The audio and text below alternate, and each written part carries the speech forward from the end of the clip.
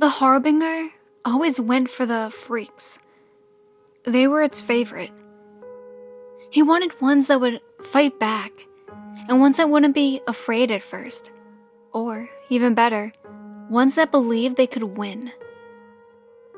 Those rare humans with bravado and confidence so great that they actually believed they could defeat it somehow. Those were always the most pleasurable to kill. He loved watching the life fade from their defiant eyes as it slowly ripped them to shreds. Watching as a realization that they were in fact powerless dawned on them. For centuries, this ancient creature had hunted down humans, whether for pleasure, sport, or because it was compelled to by instinct. It thrived on the death of the human race. However, it had long since grown tired of the predictable frightened screams and wails of agony that often accompanied its various campaigns.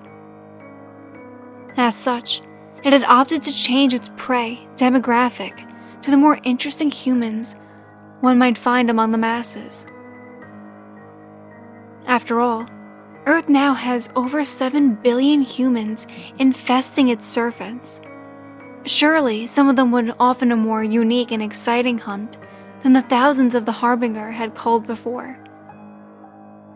That said, finding less predictable humans among the millions of their more boring counterparts was like finding a needle in a haystack. Ever since the Harbinger had changed its modus operandi, it had become frustrated by the lower increase of its kill count. It had no idea which was worse, killing worthless, boring humans in droves, or spending weeks tracking down potentially interesting ones. Sometimes, only to find out that they just reacted as disappointingly as the rest. But then, the Harbinger found Adrian Bishop. At first, Adrian Bishop appeared to be yet another ordinary human with an ordinary life. The only thing about him that attracted the Harbinger's very selective attention was the fact that this man actually saw him. Normally, the Harbinger existed on a plane of existence above that of humans. Only when it wanted to reveal itself would they be able to witness its terrifying form. Yet, one morning, as a Harbinger was prowling the streets of downtown Ottawa, a man stopped in his tracks and looked directly at it. The Harbinger, confused, looked behind itself, certain that the man had noticed something else and was just looking in its direction. Yet nothing noteworthy lingered there, while the man's gaze was pointed upward to meet the eyes of the 9-foot-tall monster. And then, Adrian Bishop did something completely unexpected, not panic or flee, or even show a hint of fear.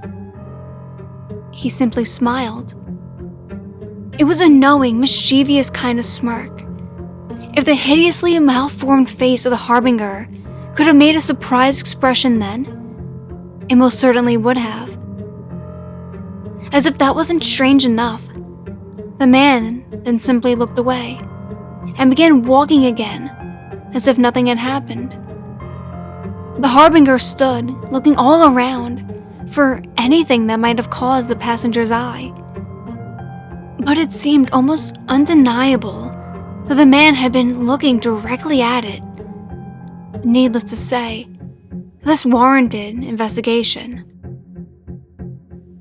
So, the Harbinger followed Adrian throughout this stay.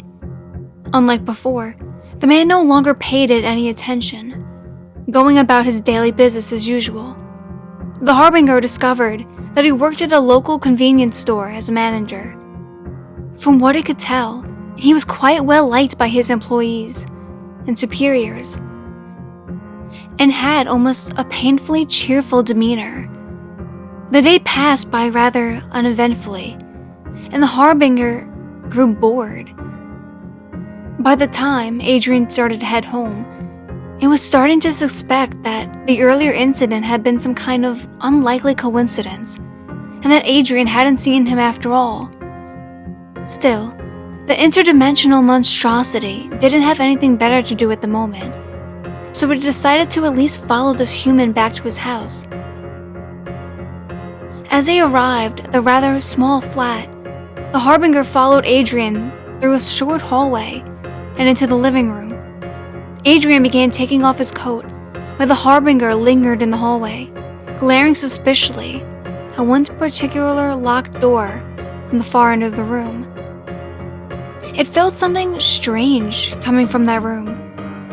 Something unnatural. "You can quit hiding over there, you know."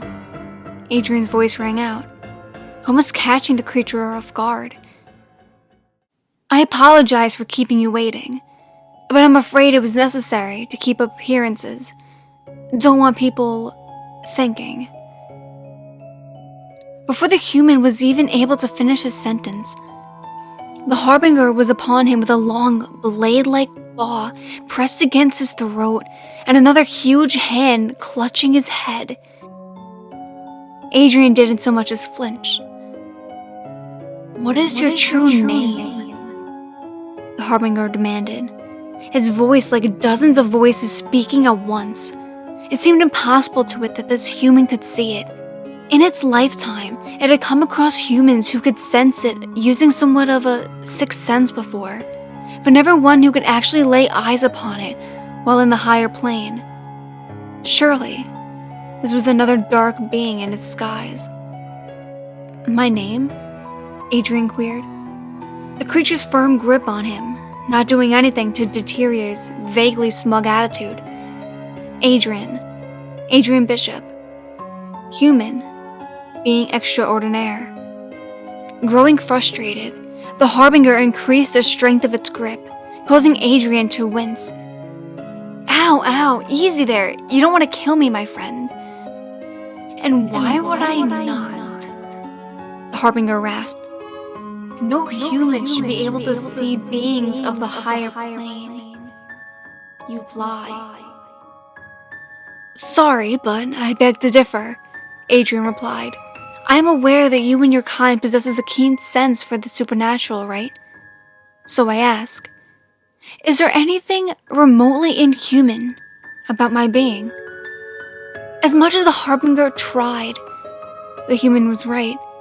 From what he could tell, the man currently held firmly in its clutches was nothing other than human. Were it any some sort of ethereal demon, the Harbinger should have been able to tell right away. "How then?" the Harbinger insisted. "Has your science truly come this far?" Adrian chuckled, even as the Harbinger's claw continued pressing harder against its soft flesh. "No, of course not. I'm as clueless as you are when it comes to the origin of my little gift. As it were, I've been able to see boogeyman like you since I was a child. Though I assure you, it comes as no surprise to me that you aren't aware of our existence. Prospective humans like me are quite a rare find, even today, when there are many more than there used to be." The Harbinger was still uncertain of this human. However, he couldn't deny the evidence before it. Even now, it was still concealed in a different layer of reality. Yet it was conversing with Adrian, as if it was on his level. The hideous features of his face contorted into what might have been interpreted as look of disgust. The very idea of being unintentionally seen by a mere mortal was mortifying. Yet, at the same time, it couldn't deny that Adrian Bishop appeared to be one of the most interesting humans it had come across in a very long time. Not once, during this entire encounter, had he even shown a hint of fear, as if he knew he wasn't going to die. Well, the Harbinger was extremely tempted to prove him wrong. By skewering him now, it instead opted to wait and see what he would do. Part of the thrill was watching them squirm after all. The Harbinger released its grip on Adrian, prompting a brief sigh from the man, not of relief, but of exasperation. About time you came to your senses. You were an easily excitable one, aren't you, Harbinger? He turned around, actually looking at the monstrosity for the first time since that morning. And a handsome one, if I may say so. Don't tempt me, human. The Harbinger growled. Give me one more sufficient reason to keep you alive for even a single second longer. Oh, I'll give you more than just one, Adrian said. That knowing smirk returned to his face. See, I know exactly why you're here. I understand your way of thinking than most. You came here to kill me. Because you thought I was interesting, didn't you? The Harbinger remained silent. You thought I might put up a fight or try to resist, make the hunt a little more interesting, right? Yes, I can see it in your eyes. We're kindred souls, you and I. The Harbinger scoffed, its bones cracking as if it held its head up high. Do not be so impertinent as you think you are like me. You are but a mere insect compared to... Yes, I know. That isn't how I meant it. Adrian interrupted, prompting an irritated growl from the monster before him. I'm just saying. I'm tired of it too. The man turned around and began walking across the room to the locked door. You know what I mean. The paranoia that begins to set in when you stalk them. The fear they feel when they realize there's no escape. The frightened wails and screams when you're flaying them with your knife. Or I guess, claw in your case. It's also overdone. Adrian brought out a keychain and unlocked the door, revealing a stairway leading down into the darkness. After a while, you actually want some resistance. You want to stalk people who have a different reaction. Ones who aren't so afraid in the beginning. Why, I'm sure you're itching to wipe that smug smile off my face right now. And that's exactly what I'm counting on. The Harbinger narrowed its bulbous eye at Adrian as he flipped the light switch. If you come with me, I can give you exactly what you want, Harbinger. He turned around with a grin, halfway deranged and devious, plastered on his face. A good hunt. And with that, he began descending down to the stairway. The Harbinger wasn't sure what to do. It felt extraordinarily tempted to kill this human, and watch that overconfident demeanor melt away in his final moments. Yet, it was intrigued, more intrigued than it had been in a long, long time. Though he was human in body, Adrian Bishop appeared to be something entirely different in mind, something far closer to the Harbinger than any human it had met before. Ultimately, the choice was obvious. The monster followed after Adrian and began its descent down the stairs. I'm glad you decided to make the right choice, my friend, Adrian chimed. The room at the bottom of the stairs was surprisingly spacious for a basement, but the floor and walls made out of stone-cold concrete. It was what painted them that was of particular interest. Strange, archaic symbols littered the surface of the room, drawn almost anywhere and everywhere possible in what appeared to be dried blood. The only place where they weren't drawn was in the very center of the room, where another large circular symbol of a similar nature had been carved into the floor. An assortment of cabinets was set throughout the room, some of which contained books and files, while others were packed full of glass containers, vials, and bottles of substances. A long table was set against the right wall, on which were set a variety of tools ranging from saws and hammers to strange little devices that seemed to be designed for torture. By far, the most intriguing part of the room, however, was the two cages at the far end. Each contained a person, a male and a female, sitting in the corners of their respected cages, cowering at the sight of Adrian Bishop. "Welcome to my humble abode, Harbinger. Feel free to make yourself at home," Adrian mused. Taking a look around, the Harbinger recognized many of the symbols painted on the walls, though the one carved into the ground at the center was completely unknown, even to him. Regardless, he knew what this was. "So, you are one of those humans foolish enough to dabble in the black arts. I should have expected no less," the Harbinger said. "Well, yes, though I like to think I do a little more than dabble," Adrian replied. He moved over to swivel a chair in the corner of the room and sat down. "I'm a bit of an aficionado when it comes to what people might refer to as sorcery. I spent most of my life studying up, and I even developed a few little charms and rituals of my own. It's not that hard if you know what you're doing, really." Turning the swivel chair around, he kicked the wall lightly, sending him rolling back. "I'm not really a wizard or anything. Rather, I think I'm more akin to a psychic than anything else.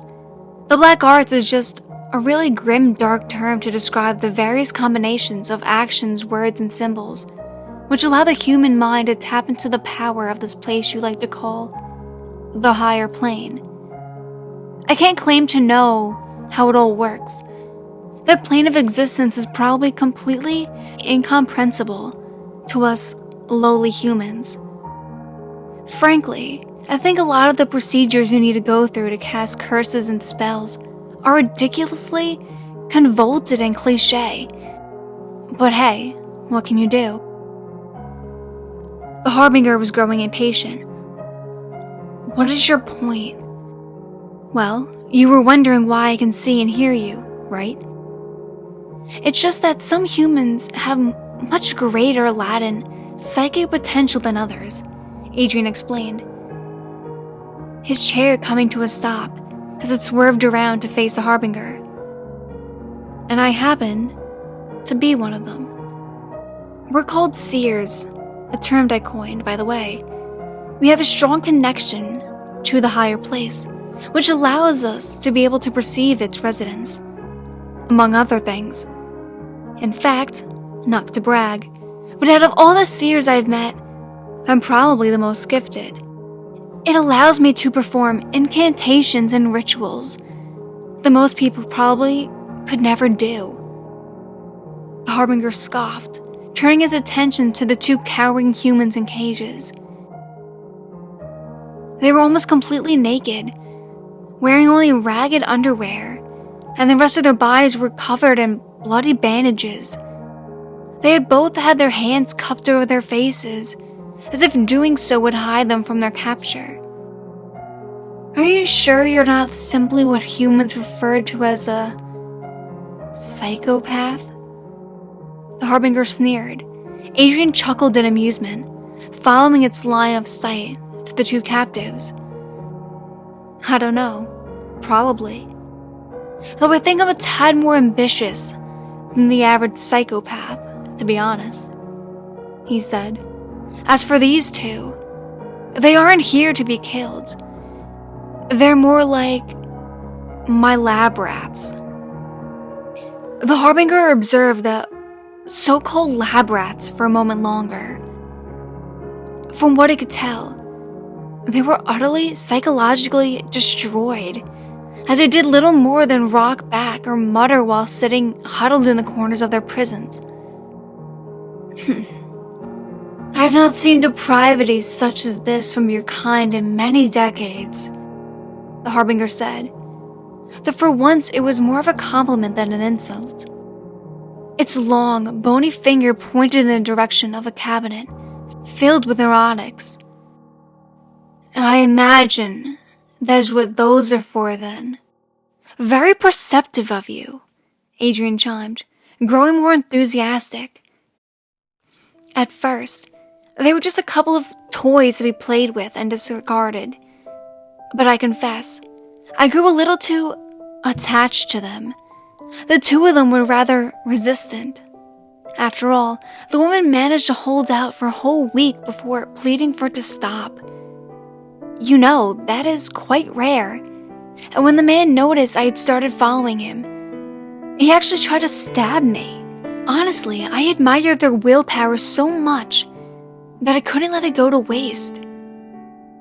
So I decided to try some of my experiments regarding true fear on them. You would be amazed what a combination of hallucinatory drugs, some simple fear-induced incarnations, and just a smidgen of physical torture can...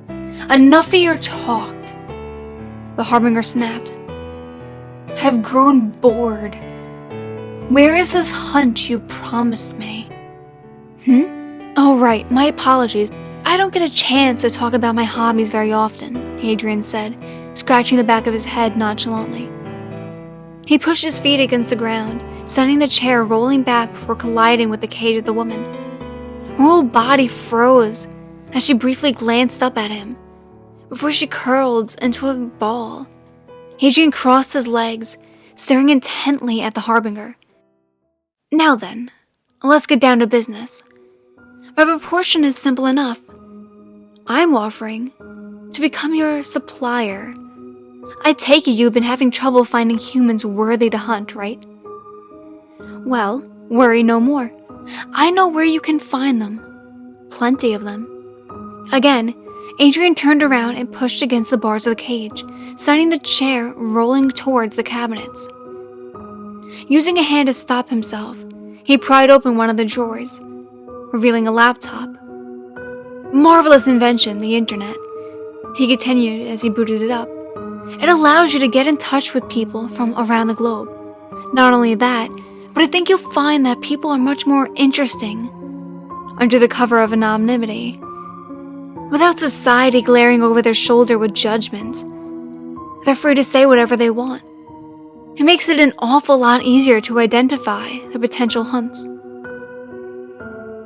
Adrian began tapping away at the keyboard as he spoke. Over the years, I spent a long time trying to find people who might be interesting. I don't mean just resilient people. I mean people like me. People who have been seeing what I've seen. Shears. It took quite some time considering how rare they are, combined with the heaps of fakes and charlatans out there. But I developed a way for shears to reliably identify one another, and I got us to band together. Now, I run an entire online community full of users who are seers. It's strictly invitation only, of course. Some are more psychically gifted than others, but they can all at least see monsters. Because of that, I can guarantee that none of them have lived a normal life, or could be defined as normal people. The Harbinger was speechless. If what Adrian was saying was true, it had just stumbled across the greatest opportunity in centuries. It was almost too good to be true. And because of that, the Harbinger wasn't about to believe him right away. "Surely you jest," it replied, as if that little device could be used to amass so many people. Adrian sighed and shook his head. "Come on, Harbinger, don't be an old geezer. You know as well as I do it's perfectly possible. It was through this website and the people in it that I first became aware of you after all." The Harbinger peeked at this. "Is that so?" Adrian nodded. Yes it is. I was just logging on now so I could prove it to you. If I remember right, I was first informed about you by a user who actually observed you for a while you were in New York. They watched you stalk a kid named... Hang on. Adrian moved his finger across the touchpad and tapped it a few times. Here we go. It was a girl named Lucy Wilder, 16 years old, lived in Brooklyn, had a scar on one of her eyebrows. You killed her, back in 2010? Ring any bells? The Harbinger thought for a moment. Before realizing it did remember killing a young girl with a scar in her eyebrow a few years ago. That hunt was quite substandard, it simply commented. It seriously doubted that Adrian couldn't have found this out on his own. He must have been telling the truth. That's unfortunate. I do find that teenagers are some of the most easily frightened, aside from small children, Adrian said, closing the laptop. So then, am I right in assuming you will believe me now? The Harbinger was willing to believe that this claim of a sheer network was true, but something was still off about the entire exchange. You plan to sell out the people that you spent so long gathering? Why? Are they not your ilk? Adrian was silent for a moment, simply looking at the Harbinger numbly before he suddenly burst out laughing. Ha! My ilk? You must be joking, he boomed, promptly more frightened shivers from the humans in the cages. Come along, Harbinger. Surely you must see by now I'm nothing like these other humans. You think I feel some sort of attachment to these people? They're merely more playthings to be toyed with, that's all. I gather them for a very specific purpose. In fact, which is why I need your help eliminating them. And what would that purpose be? The Harbinger asked. Well, experimentation, of course. But not like what you've seen with these people. I plan to conduct a whole new kind of experiment, for which I specifically need seers. The problem is, none of the seers actually live nearby. They're dispersed throughout the world, and I cannot get to them easily, even with the black arts on my side. But you can. I will not capture them for you and bring them back. The Harbinger growled. I will not be your slave. Come now, don't take me for a fool. I know that, Adrian replied. The experiment I want to perform actually involves a ritual. I don't necessarily need to be there to activate it. It's just the mechanism requires a particularly gifted individual as a sacrifice. All I need you to do is to set up the ritual as per my instructions each time and kill your victim in the ritual setting. After you had your fun, of course. The instructions will be different each time as I try out different variants of this ritual, since it's custom made. The Harbinger grew somewhat suspicious as it listened to Adrian's explanation. What is this ritual you speak of? Well, that's an interesting question. You see, it involves a combination of series of ancient incantations passed down through my family for generations, combined with some basic trigger runes, a type 5 spell. What's its purpose? The Harbinger impatiently interrupted. Right, sorry, rambling. Basically, I want to reanimate the dead. The Harbinger let out a chuckle at this. You humans never cease to amuse me. Your televisions have lied to you. The undead do not exist. It is impossible to reanimate a corpse after its soul is gone. Ah, I know. But I do not intend to let the soul leave its body, Adrian excitedly proclaimed, without going into too much detail. The idea is to trap the soul inside the dead body, using the brain's psychic energy. The high psychic potential of seers should have made it possible to contain the soul even after death, since the brain doesn't immediately cease functioning after death. Then, the incantation you recite should stir the trapped soul, causing it to reanimate the body. In theory. The Harbinger was sure that this theory was nonsense, but the man seemed completely confident in his abilities, and it was none of this creature's business whether rituals succeeded or failed. All that mattered to him were the hunts which were promised.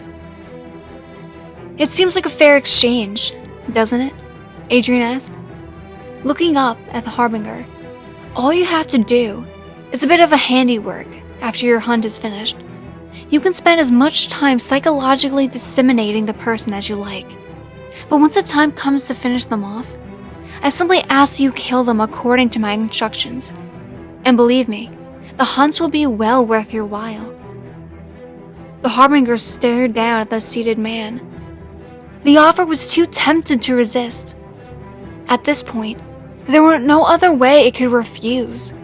As much as it desired to kill Adrian, it would be foolish not to take advantage of his offer first. Then after Adrian ran out of victims to supply, his numbers would be up, and the Harbinger would claim his ultimate reward, that smug grin of his. The Harbinger made a quick, jerky movement with his head that resembled a nod. "We are in agreement, Adrian Bishop." And so, the partnership between monster and man began.